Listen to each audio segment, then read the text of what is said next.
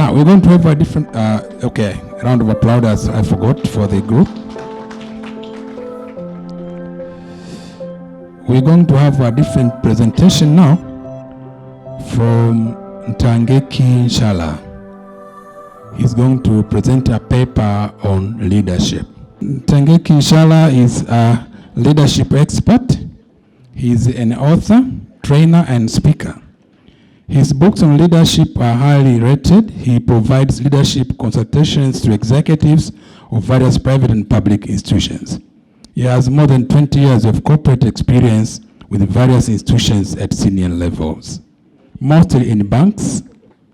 He serves in the board of Mwalimu Commercial Bank, PLC, where he is the vice chair and the chair of the board audit committee.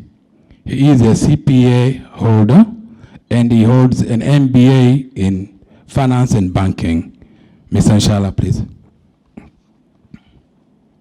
I give you 15 minutes. Thank you. Are you okay? Good afternoon, everyone. I can't hear you. Some are sleepy. Good afternoon. Touch your friend, say, Nshala is about to speak. Touch your friend. Nshala is about to speak. For the first time today, you're going to listen to something different from insurance. Because since morning, you've been listening to bank insurance, micro insurance, I don't know, brand insurance. But now you're going to listen to something quite different. I want us to talk about leadership. Because when I was asked to prepare paper, I went and looked at the figures of performing banks in Tanzania. These are the large 5 banks in Tanzania. Do you know them? We have CRDB, we have NBC, we have NMB, Stanchart, and Exim. 5? Now, I aggregated the figures so that you don't know which one is which, but at least you can get a picture of how the banks are doing. These 5 banks, I took the profit after tax. For 9 years almost, your projector is not very good, I think. And you can see from 2010 to 2015, PBT, profit after tax is growing for the 5 banks aggregated. But when we were 2015, that was the peak. And after that, it went down. 2017, 2018, 2016, 2017, 2018. This is profit after tax. If the rate of growth had remained the same, this is what would have happened. It would have moved there, and there. Because these 5 banks were growing at about 44 billion shillings a year. So it would have gone there. But now it's down. So when I was listening in the morning, the data from the insurance industry, I thought, okay, this is it, because I was right. The things are going down. These are truly tough times, isn't it? Tough times. And the banking industry shows how the whole economy is doing. I don't have the real economic data that are produced by central bank, but at least these are the actual figures for the 5 banks, which I believe represent more than 60% of the whole banking industry.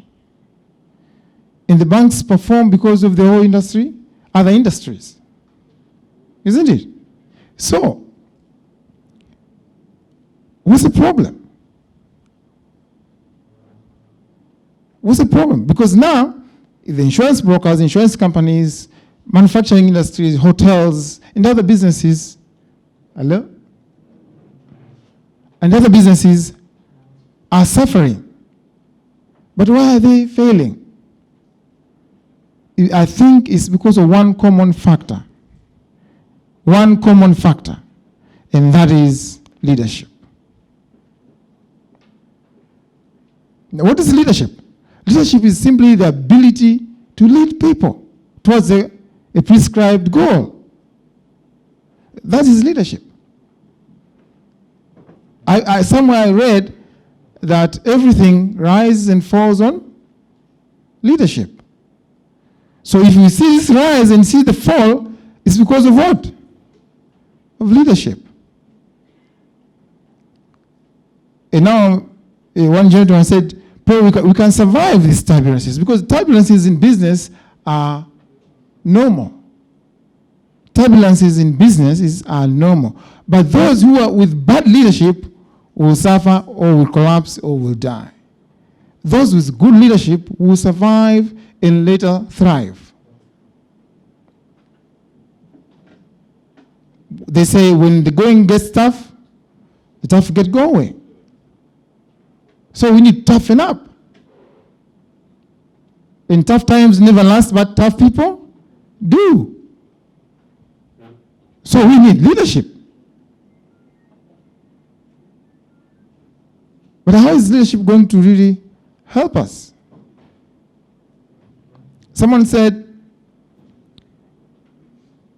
a company is as good as the people in it, isn't it? And the team is as good as its leader. And Miles Monroe said, an army of lions led by a sheep, an army of lions led by a sheep will always be defeated by an army of sheep led by a lion. An army of lions led by a sheep will always be defeated by an army of sheep led by a lion. Why? Because it's about the leader. It's about the leader. Now, who are the leaders? It's you. It's you. How are you leading your companies? How are you leading your departments? For football lovers, when a team performs bad, do they fire the team or they fire the coach? Why? It's leadership. They don't fire the whole team. So probably our companies are failing or are struggling because of us. Instead of blaming the market, blaming the regulator, blaming the government, look at yourself. Are you good enough? Are your direct reportees good enough? Are people below the direct reportees good enough? Because sometimes we CEOs forget our job, that our job is not to do the job. Our job is to lead the people who do the job. So we forget that. We forget that we're supposed to be leading. And I was happy in the morning when I heard about trust. I said, if you want to be a good leader, you have to earn trust. If you want to get the market to work with you, you have to earn trust. When I was talking about trust, I remembered Nelson Mandela. He led the country during the very turbulent times, but people trusted him, although some never understood what he was doing, because people were so damaged, they were so angry that they wanted to fight the whites, but he said, no, we cannot fight the whites because it's not going to help us. We have to focus on democracy and development. They didn't understand him, they still followed. As a leader, do you earn trust in your company? Do you do what you say you will do? If you are CEO, you are fine. What about your direct reportees? Are you educating them? Because we're talking about products, making the macro assurance and micro assurance and the brand assurance. But all these things will come from leadership. If you sit down and think and stop doing the jobs of the juniors. So you have to earn trust. As a leader, trust is key. If you are not trusted, people are not going to listen to you. And leadership is so soft. Leadership doesn't come with a title. Because you are the CEO, because you're the head of the department, because you're the president, you don't think that will give you leadership. That doesn't help you. What helps you is trust. Whether people can take your word and go to the bank with it. That's when you are a good leader. People can sit down and listen to you and listen to your directive, even when they don't understand what you're saying. But they say, because Mr. Kiwanda said this, let's just do it. That is leadership. Don't think because you are a CEO, then you're a good leader. No. So we have to enhance our trust among our teams, among our peers, in our subordinates. And then, of course, it goes back to our clients who are giving us business. If they don't trust us, then they won't give us business. So trust is very important. Now, because of time, we have to move forward. We have to have a shared vision. Now, I speak to many conferences and I train many executives, and I ask them, can you tell me the vision statement of your company? And 90% or 99% want to know the vision statement of their companies. I don't have time to make people answer here, but I know people don't communicate the vision of the company. Now, Martin Luther King, I put Martin Luther King there because I know he communicated, I have a dream. You remember that speech? You know that speech? If you don't know that speech, please go and Google it. It's a fantastic speech. It was voted the best speech of the 20th century in America. It's a fantastic speech. I have a dream. He communicated his dream and people followed. Till today, the government and the politicians use that speech to lead. Now, in our companies, we don't have vision statements. Or if we have, they're simply in our strategic books. They're not communicated. What about the values? I ask people, do you have a core value? Yes, we have 5 values. What are they? They don't know. What do they mean? That's even a bigger question. Do you have core values? Because core values are the principles that will help you make all other decisions in the company. When you meet in the boardroom at a board level or at a management level, how do you make decisions? Where do you base your arguments for whether you're agreeing on something or you're disagreeing on something? It should be on the values. Now, most of us don't know the values. Some don't even know what they mean.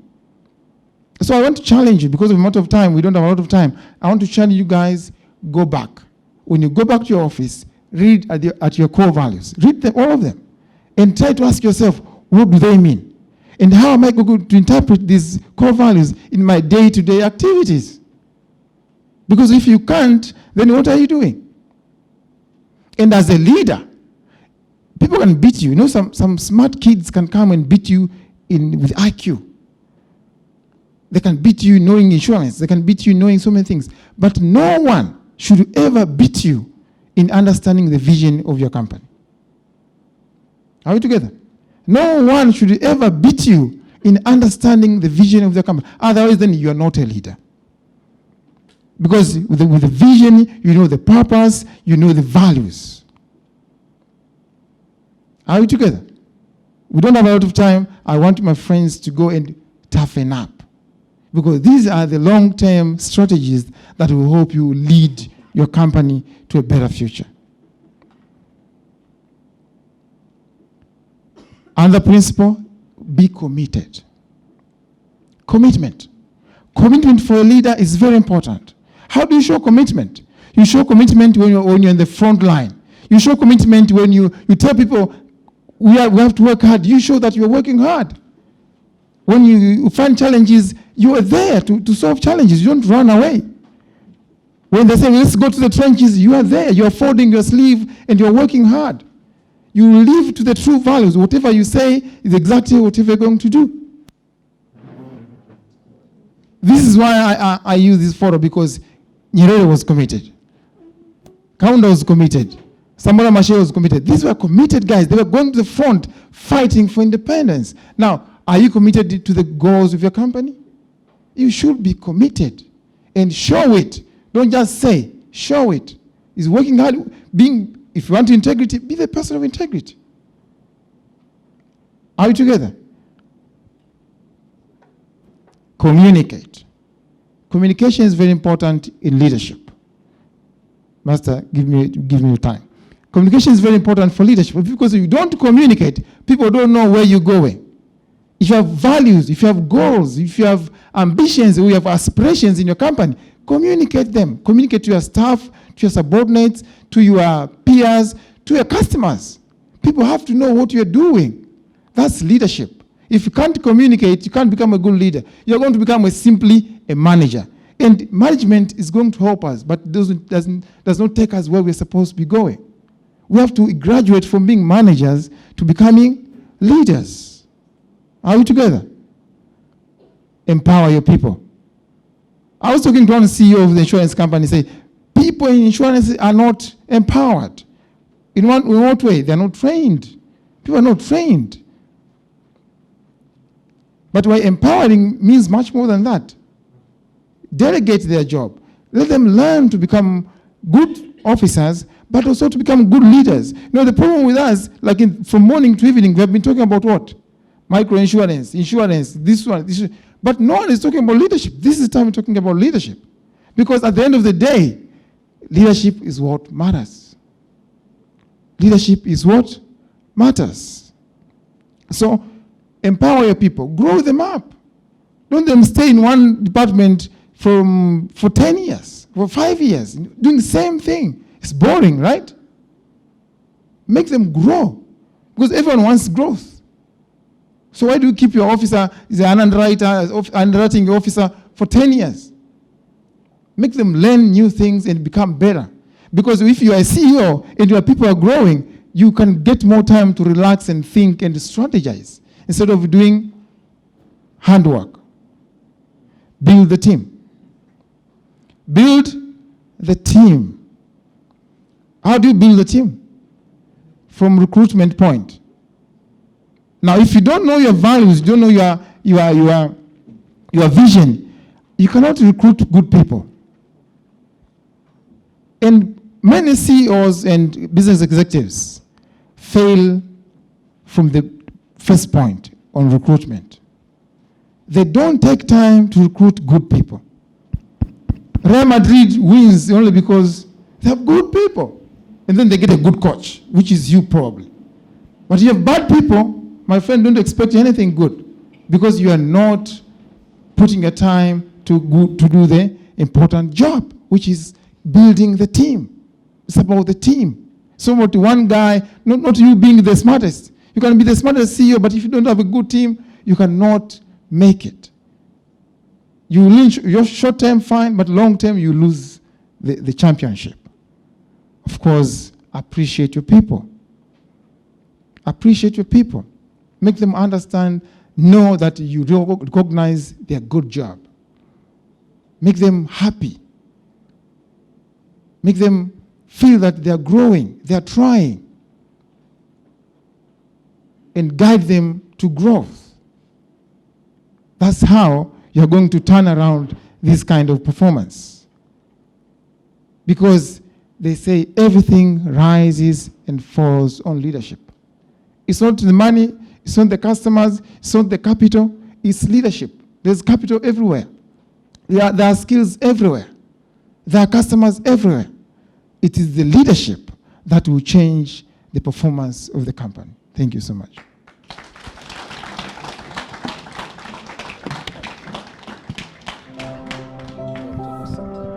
Board of Mwalimu Commercial Bank is really gifted to have such a leader. Thank you very much, inshallah. So Mr. President is giving you an award of appreciation.